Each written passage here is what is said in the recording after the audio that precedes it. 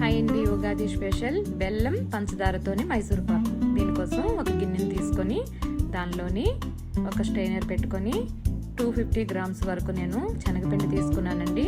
దీన్ని వేసుకుని జల్లించుకోవాలి. ఎటువంటి ఉండలు లేకుండా బాగా జల్లించుకోవాలి. ఇలా జల్లించుకొని పక్కన పెట్టుకొని ఇప్పుడు స్టవ్ వెలిగించి ఒక ప్యాన్ పెట్టుకుని దానిలోని 2 టేబుల్ స్పూన్స్ వరకు గీ వేసుకొని జల్లించి పెట్టుకున్న శనగపిండిని వేసుకొని వేగించుకోవాలి. ఒక 5 to 6 మినిట్స్ వేగించుకుంటే సరిపోతుందండి. వేగిందని మనకు తెలియడం కోసం చిన్న స్మెల్ వస్తుందండి, పచ్చివాసన పోయి మంచి స్మెల్ వస్తుంది. అప్పుడు మనం స్టవ్ ఆఫ్ చేసుకోవాలి. ఇప్పుడు స్టవ్ వెలిగించి ఒక ప్యాన్ పెట్టుకుని దానిలో చూడండి నేను 170 గ్రామ్స్ వరకు బెల్లం తీసుకున్నానండి. అదే కప్పుతో కప్పుడు వాటర్ వేసుకొని మరిగించుకోవాలి. ఇప్పుడు మరొక ప్యాన్ పెట్టుకొని దానిలో చూడండి నేను 1 కప్పుకి నూనె తీసుకున్నానండి. అదే కప్పుతో గీ కూడా తీసుకున్నానండి. తీసుకొని రెండింటిని మరిగించుకోవాలి. ఇప్పుడు చూడండి నేను బెల్లం మీకు చూపిస్తున్నాను. దీనికి ఎటువంటి పాకం రావసరం లేదండి. బెల్లం మొత్తం కరిగి ఒక్క 3 మినిట్స్ ఉంచితే సరిపోతుందండి. కమ్మీగా చేతికి అంటుకోవాల్సిన అవసరం లేదండి. జస్ట్ ఇలా టచ్ అయితే సరిపోతుంది.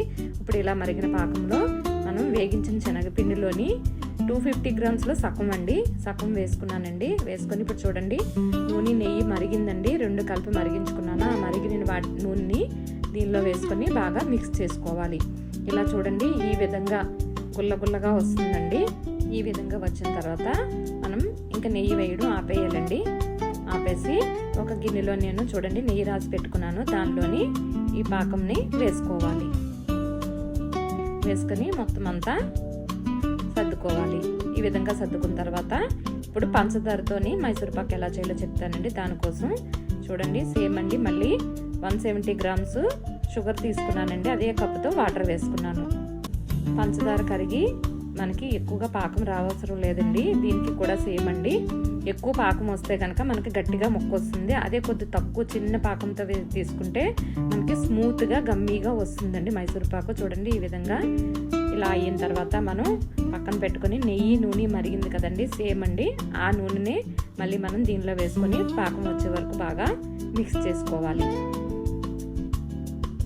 చూడండి ఈ విధంగా ఇలాగా చిన్నగా గుల్లగా వచ్చిన తర్వాత బాగా మిక్స్ చేసుకొని ఇప్పుడు దీన్ని కూడా మనం బెల్లంతో చేసిన మైసూర్ పాకు పైనే పంచదార మైసూర్ పాకు కూడా నేను వేసుకుంటున్నానండి.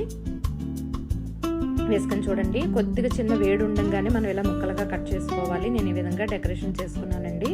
ఇప్పుడు చూడండి మీకు ప్లేట్లో సర్వ్ చేసి చూపిస్తాను.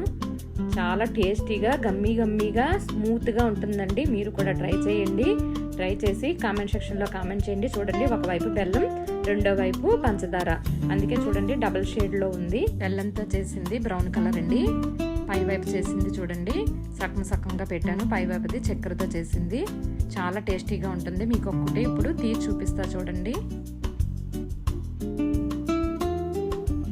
చూడండి స్మూత్గా గమ్మీగా ఉందండి. చాలా టేస్టీగా చాలా బాగా వచ్చిందండి. మీరు కూడా ట్రై చేసి ఎలా వచ్చిందో కామెంట్ సెక్షన్లో కామెంట్ చేయండి. నచ్చితే లైక్ చేయండి, షేర్ చేయండి. అందరికీ ఉగాది శుభాకాంక్షలు.